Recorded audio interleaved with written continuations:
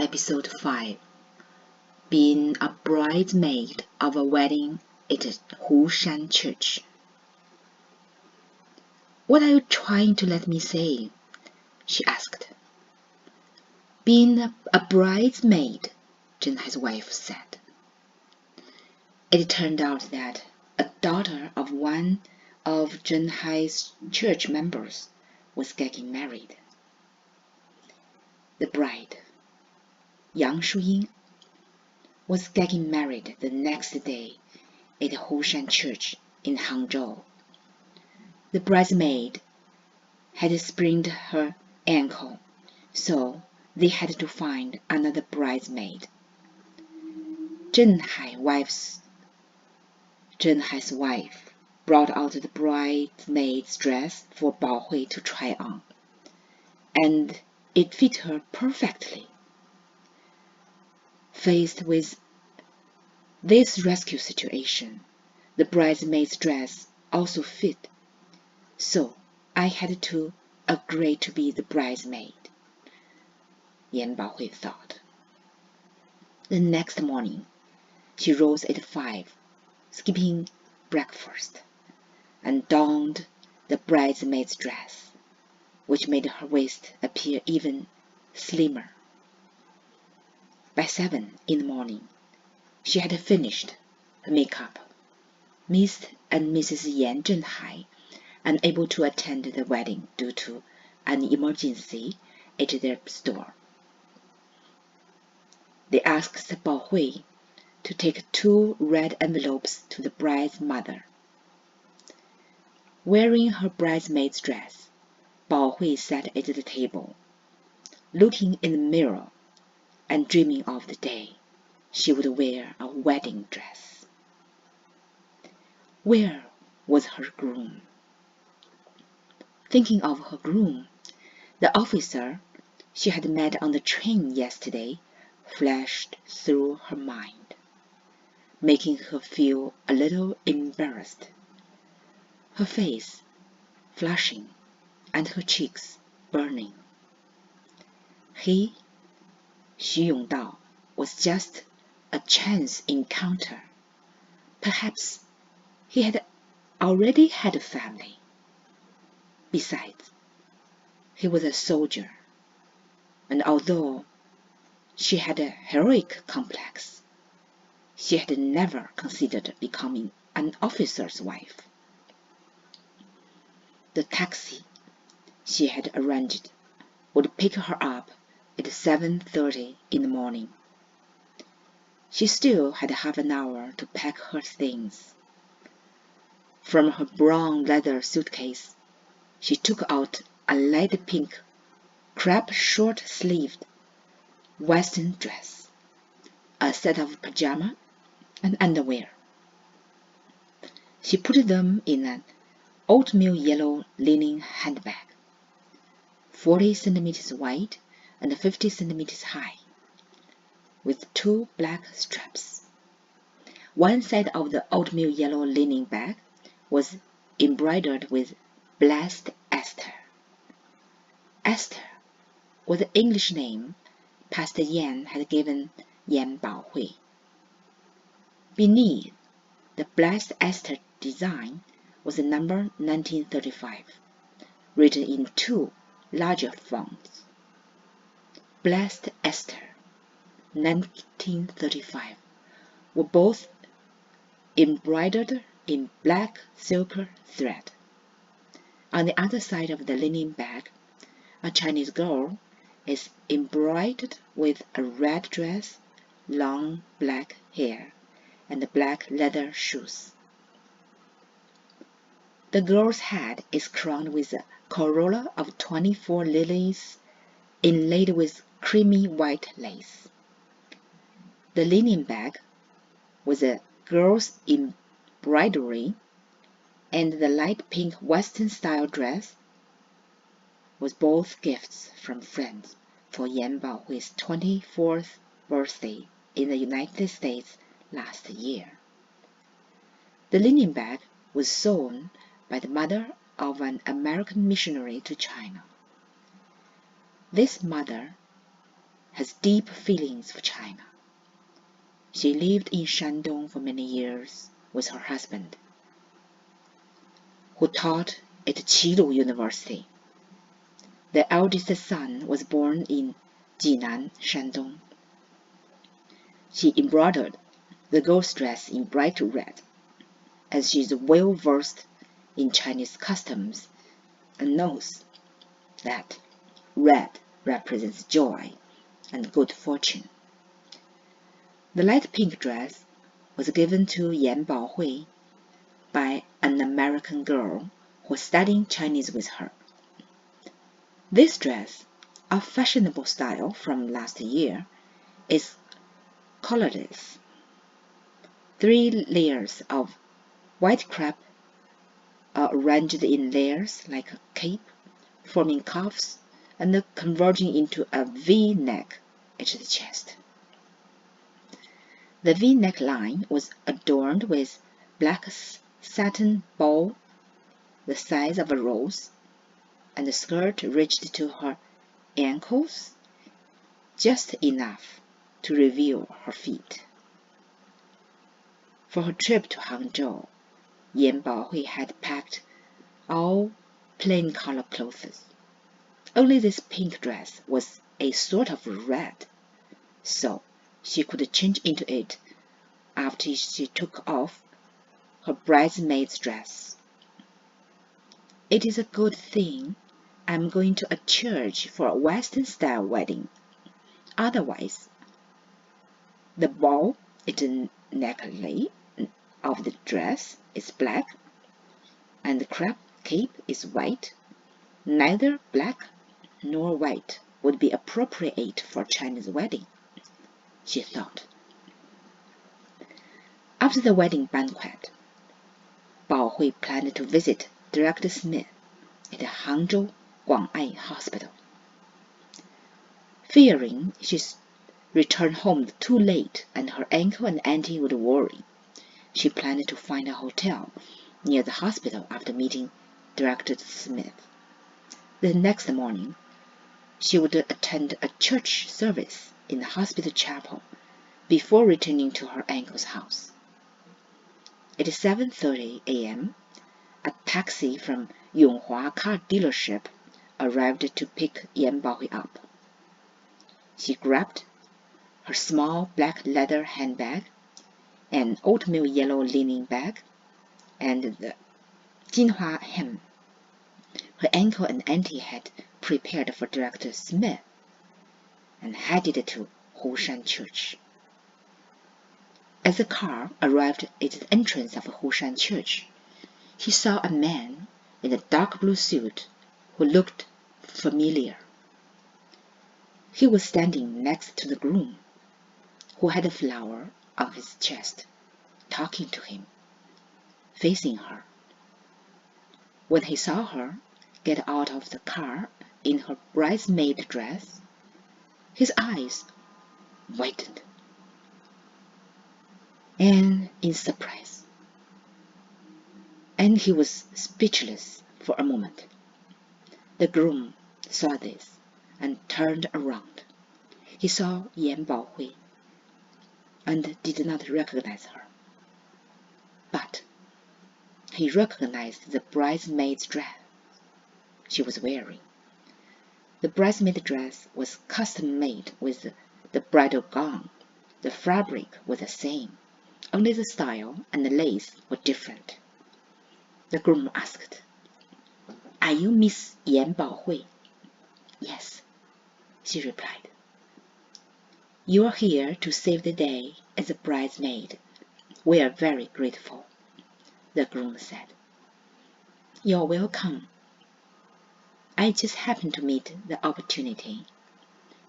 "It's an honor to be at your wedding," she said. The man in the suit next to the groom was still stunned and speechless. The groom said, "Please let me introduce. This is my friend, the best man, Xu Yongdao." Xu Yongdao then spoke. "Miss Yan, I didn't expect to see you again so soon. Remember? Yesterday, when we got off the train, I told you I had a hunch that we'd meet again. Yan Baohui was startled to discover that he was no other than the officer Xu Yongdao she'd met on the train the day before. Just an hour earlier, she'd been wearing her bridesmaid's dress, staring in the mirror, dreaming of the day she'd wear her wedding gown. But she didn't know where her groom was, and the thought of Xu Yongdao flashed through her mind. And yet, an hour later, she'd run into him. "Do you know each other?" the groom asked, gazing at the surprised faces of the best man and the bridesmaid. "No," Xu Yongdao and Yan Baohui said almost simultaneously. "Well, kind of. We just met yesterday," Xu Yongdao added. "Yesterday?" the groom asked. Xu Yongdao whispered to the groom that he and she had met yesterday on the Shanghai to Hangzhou train. Then he said, "Miss Yan, it's truly providential to meet you here again. Please allow me to introduce the groom. His name is Dong Menghong. Dong for antique, Meng for beautiful dream, and Hong for great scholar. He was my classmate at the Central Military Academy in Nanjing, and is now my colleague. He's a radio instructor at the Central Aviation School." "Mr. Dong, it is a pleasure to meet you," she said. "Miss Yan, your visit to Hangzhou is perfect timing. Wait for me to call Shu Ying over." Dong Menghong then said to the bride, young Shu Ying, who was chatting with the relatives and friends not far away, "Shu Ying, your bridesmaid, Miss Yan, has arrived." Young Shu Ying hurried over and said, "Miss Yan, thank you so much." Yan Baohui smiled and said, "It is providential. You are welcome. My uncle and auntie had an emergency at the store and could not come. They asked me to bring 2 red envelopes to your mother. Please pass them on to her," she said, handing the 2 red envelopes to Yang Shuying. After the wedding, the couple's relatives went to the garden outside the church for a group photo. The bride and groom stood in the center, with bridesmaid Yan Baohui to the bride's right and best man Xu Yongdao to the groom's left. The flower girl, holding the basket of lilies, stood in front of Baohui. The flower boy, holding a basket of roses, stood in front of Yongdao. The bride held the banquet in her right hand, and her left hand was on the groom's right arm.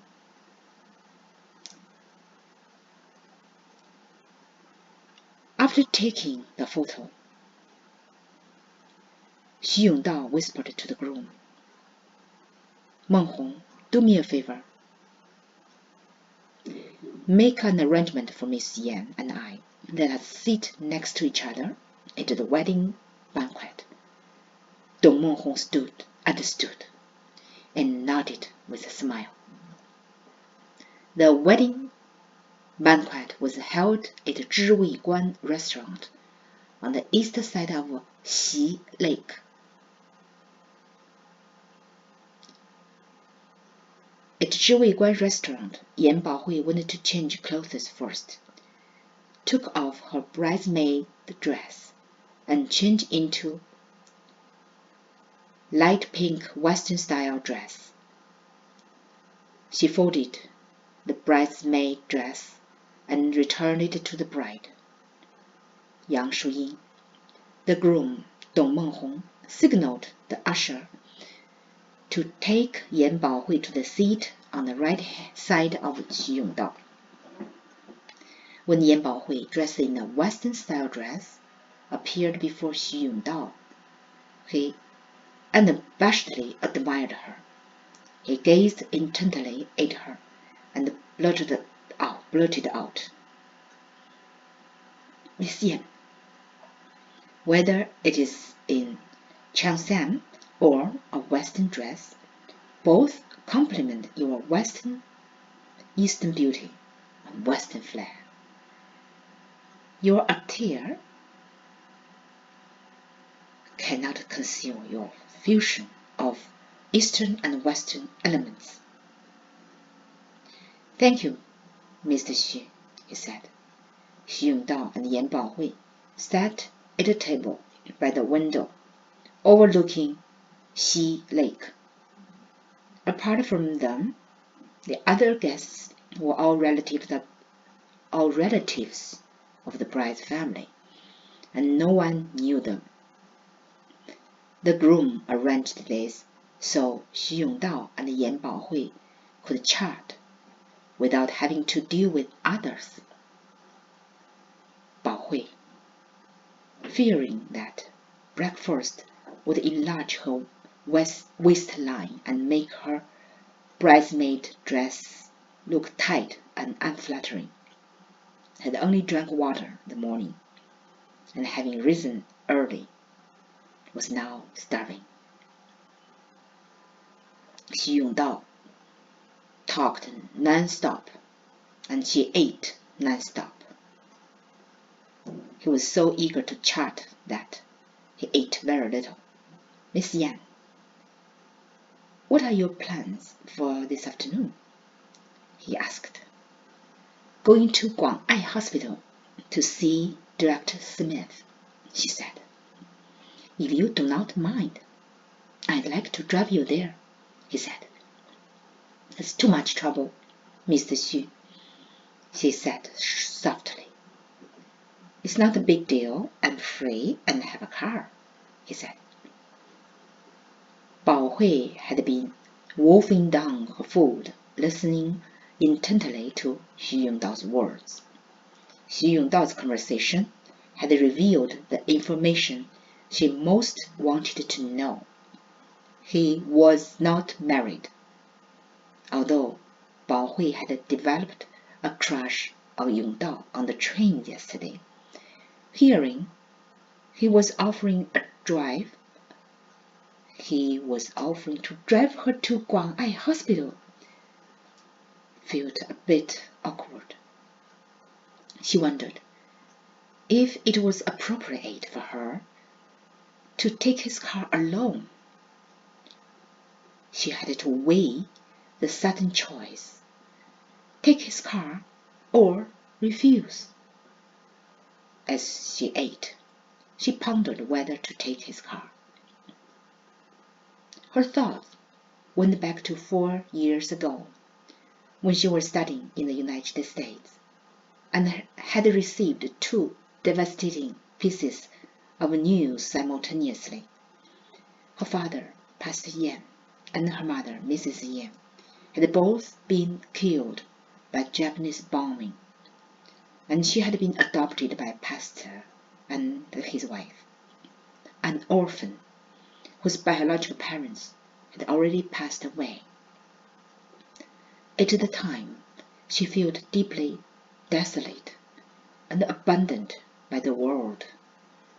Her brothers and sisters had started their own families and were busy with their own affairs, unable to care for her.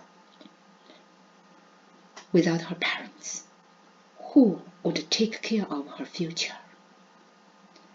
It took for her more than half a year to calm down and pray for her future and marriage. Prayer was the only thing she could do on her own. She longed for a good husband and a stable home. Although she grew up in a pastor's family, and was accustomed to seeing her parents and church members pray. She really prayed herself, relying on her parents for prayers when she needed help. Now, with no one to turn to, she could only pray and make her own decisions. Now, she had met Xu Yongdao, a scholarly officer who spoke both English and French. Whether this was the result of her prayers, she wasn't sure. She had never considered marrying a soldier whose profession was to kill. That's all for today. Thank you for listening and watching.